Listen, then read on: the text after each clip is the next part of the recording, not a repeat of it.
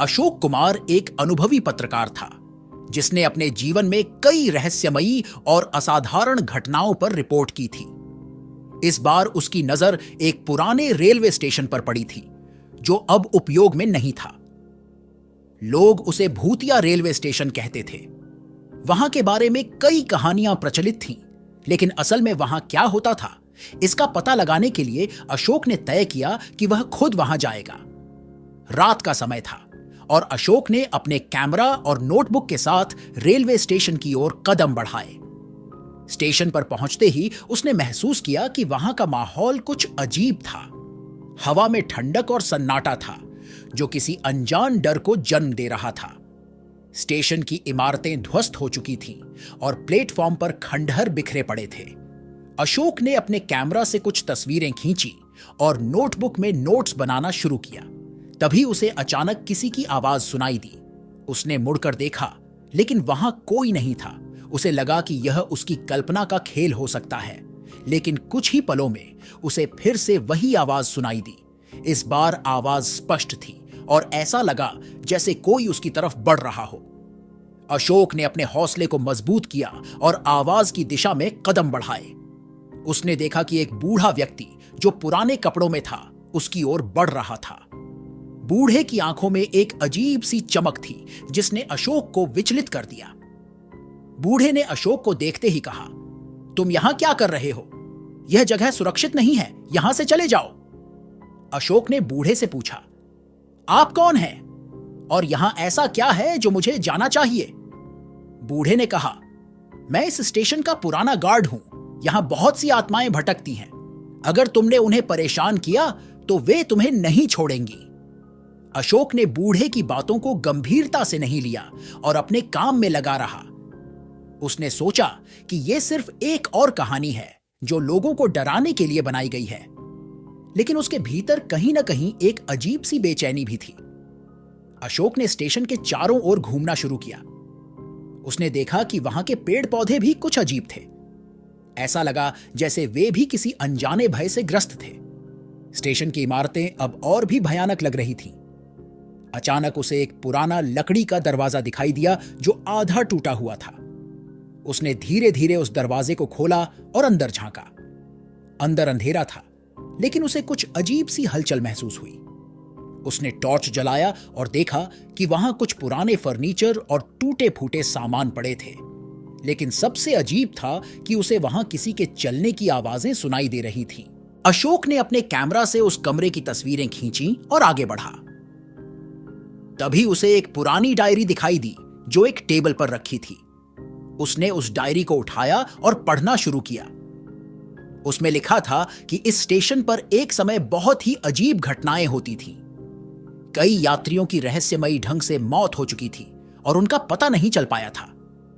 Diary में एक खास तारीख का जिक्र था जिस दिन एक ट्रेन दुर्घटनाग्रस्त हुई थी और कई लोग मारे गए थे। इसके बाद से ही इस स्टेशन को बंद कर दिया गया था। अशोक ने सोचा कि शायद यही कारण है कि लोग इस जगह को भूतिया मानते हैं। अशोक ने डायरी को अपनी जेब में रख लिया और बाहर निकला। उसने देखा कि अब रात गहराने लगी थी और स्टेशन का माहौल और भी डरावना हो गया था। उसने सोचा कि अब उसे यहां से निकल जाना चाहिए, लेकिन तभी उसे फिर से वही बूढ़ा व्यक्ति दिखाई दिया। बूढ़े ने कहा, तुम्हें यहां से तुरंत चले जाना चाहिए। मैंने तुम्हें पहले ही चेतावनी दी थी। अशोक ने पूछा, आप मुझे और बताएं, यहां क्या हुआ था और यह जगह इतनी डरावनी क्यों है? बूढ़े ने एक लंबी सांस ली और कहा, यहां की हर आत्मा अपने दर्द और दुख में फंसी हुई है। वे अपनी मौत का बदला लेना चाहती हैं।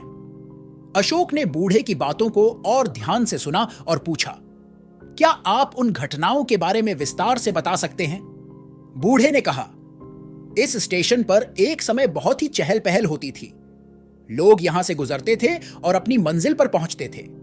लेकिन एक रात जब एक ट्रेन यहां से गुजर रही थी, तभी एक भयानक दुर्घटना हुई। ट्रेन पटरी से उतर गई और कई लोग मारे गए। बूढ़े ने आगे बताया, उस दुर्घटना के बाद से ही यहां अजीब घटनाएं होने लगीं। लोग यहां आते थे और गायब हो जाते थे। उनकी आत्माएं यहां भटकने लगीं। मैंने खुद कई बार उन्हें देखा है। वे किसी को भी यहां चैन से नहीं रहने देती। अशोक ने बूढ़े की बातें सुनकर महसूस किया कि यहां कुछ न कुछ जरूर है। उसने तय किया कि वह और गहराई से इस रहस्य का पता लगाएगा। उसने बूढ़े से पूछा, क्या यहां कोई ऐसी जगह है जहां इन आत्माओं का ठिकाना हो? बूढ़े ने इशारे से एक पुरानी इमारत की ओर दिखाया और कहा, वहां जाओ, लेकिन सावधान रहना। अशोक ने बूढ़े का धन्यवाद किया और उस इमारत की ओर बढ़ा। इमारत काफी पुरानी और खंडहर हो चुकी थी। अंदर जाते ही उसे ठंडक और अजीब सी बदबू महसूस हुई। उसने टॉर्च जलाया और धीरे धीरे अंदर बढ़ा। अंदर जाते ही उसे एक अजीब सी फुसफुसाहट सुनाई दी। ऐसा लगा जैसे कई लोग एक साथ बात कर रहे हों। उसने ध्यान से सुना, लेकिन कुछ समझ नहीं आया। उसने देखा कि एक कोने में एक पुराना ट्रंक रखा हुआ था। उसने ट्रंक खोला और देखा कि उसमें कई पुराने कपड़े और सामान रखे थे। अचानक ही उसे महसूस हुआ कि कोई उसके पीछे खड़ा है। उसने मुड़कर देखा, लेकिन वहां कोई नहीं था। उसे फिर से वही फुसफुसाहट सुनाई दी। उसने सोचा कि अब उसे यहां से निकल जाना चाहिए, लेकिन तभी उसने एक अजीब दृश्य देखा। उसने देखा कि एक छाया उसकी तरफ बढ़ रही है। छाया का चेहरा धुंधला था, लेकिन उसकी आंखों में एक अजीब सी चमक थी। अशोक ने जल्दी से वहां से भागने की कोशिश की, लेकिन उसके पैर जैसे जड़ हो गए। छाया उसके करीब आ गई और उसने अशोक के चेहरे पर हाथ रखा। अशोक को ऐसा महसूस हुआ जैसे उसकी आत्मा उसकी देह से निकल रही हो। उसने पूरी ताकत से छाया को धकेला और वहां से भागा। बाहर आकर उसने महसूस किया कि वह सुरक्षित है, लेकिन उसके दिल की धड़कनें अभी भी तेज थीं। अशोक ने सोचा कि उसे अब इस जगह से तुरंत निकल जाना चाहिए, लेकिन उसने देखा कि स्टेशन का रास्ता जैसे गायब हो गया है। उसे कुछ भी साफ दिखाई नहीं दे रहा था। उसने अपने मोबाइल का जीपीएस चेक किया, लेकिन वहां कोई सिग्नल नहीं था। अशोक ने महसूस किया कि वह फंस चुका है। उसने चारों ओर देखा और पाया कि सब कुछ बदल चुका है। उसे वही बूढ़ा व्यक्ति फिर से दिखाई दिया। बूढ़े ने कहा, मैंने तुम्हें चेतावनी दी थी, अब तुम यहां से निकल नहीं सकते। अशोक ने बूढ़े से कहा, कृपया मेरी मदद करें, मुझे यहां से निकलने का रास्ता बताएं। बूढ़े ने कहा, अब यह आसान नहीं है, तुम्हें आत्माओं की संतुष्टि के लिए कुछ करना होगा। अशोक ने पूछा, क्या करना होगा? बूढ़े ने कहा, तुम्हें उन आत्माओं की कहानी जाननी होगी और उनकी आत्माओं को शांति देनी होगी। अशोक ने महसूस किया कि यह कोई साधारण काम नहीं होगा। उसने तय किया कि वह इन आत्माओं की कहानी जानने के लिए और गहराई से शोध करेगा। उसने बूढ़े से पूछा, मैं उनकी कहानी कैसे जान सकता हूं? बूढ़े ने कहा, उनके संकेतों का पालन करो, वे तुम्हें खुद बताएंगे। अशोक ने बूढ़े की बात मान ली और आत्माओं के संकेतों को खोजने लगा। उसने देखा कि स्टेशन की दीवारों पर कई अजीब संकेत बने हुए थे। उसने उन संकेतों को ध्यान से देखा और उनकी तस्वीरें ली।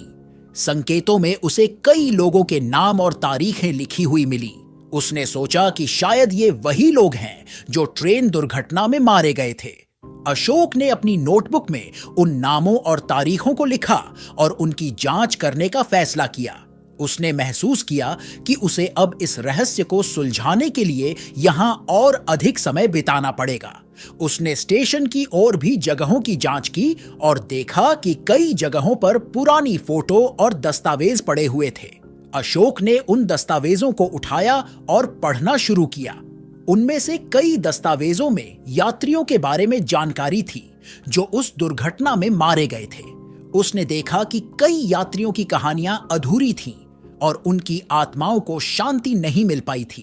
उसने तय किया कि वह इन कहानियों को सबके सामने लाएगा और आत्माओं को शांति दिलाने का प्रयास करेगा। अशोक ने अपनी रिपोर्ट को और विस्तृत बनाने के लिए आसपास के गांवों में जाने का फैसला किया। उसने सोचा कि शायद गांव के लोग उसे और अधिक जानकारी दे सके। उसने अपने कैमरा और नोटबुक को संभाला और स्टेशन से बाहर निकला। बाहर आते ही उसे महसूस हुआ कि अब सब कुछ सामान्य हो गया है। रास्ते साफ दिखने लगे और हवा में भी कुछ हल्कापन था। अशोक ने गांव में पहुंचकर वहां के लोगों से बातचीत की। उसने पाया कि लोग इस स्टेशन के बारे में बात करने से कतराते थे, लेकिन एक बूढ़ी औरत ने उसे कुछ जानकारी दी। उसने कहा, वह स्टेशन शापित है। वहां जो भी जाता है वापस नहीं आता। वहां की आत्माएं किसी को भी चैन से नहीं रहने देती।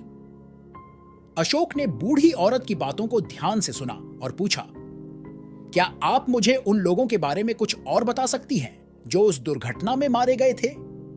बूढ़ी औरत ने कहा, उनमें से कई लोग हमारे गांव के थे। उनकी आत्माएं आज भी यहां भटकती हैं।